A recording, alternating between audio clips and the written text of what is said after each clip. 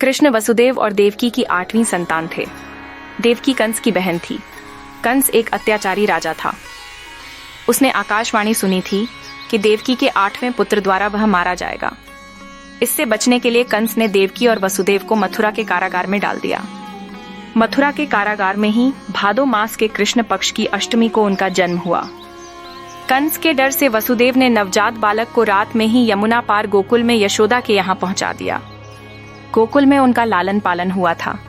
यशोदा और नंद उनके पालक माता पिता थे। बाल्यावस्था में ही उन्होंने बड़े बड़े कार्य किए जो किसी सामान्य मनुष्य के लिए संभव नहीं थे। अपने जन्म के कुछ समय बाद ही कंस द्वारा भेजी गई राक्षसी पूतना का वध किया। उसके बाद शक्टासुर, तृणावर्त आदि राक्षस का वध किया। बाद में गोकुल छोड़कर नंद गांव आ गए। वहां पर भी उन्होंने कई लीलाएं की, जिसमें गोचारण लीला, गोवर्धन लीला, रास लीला आदि मुख्य है। इसके बाद मथुरा में मामा कंस का वध किया। सौराष्ट्र में द्वारका नगरी की स्थापना की और वहां अपना राज्य बसाया। पांडवों की मदद की और विभिन्न संकटों से उनकी रक्षा की। महाभारत के युद्ध में उन्होंने अर्जुन के सारथी की भूमिका निभाई और रणक्षेत्र में ही उन्हें उपदेश दिया। तो 36 वर्षों के जीवन काल के बाद उन्होंने अपनी लीला समाप्त की।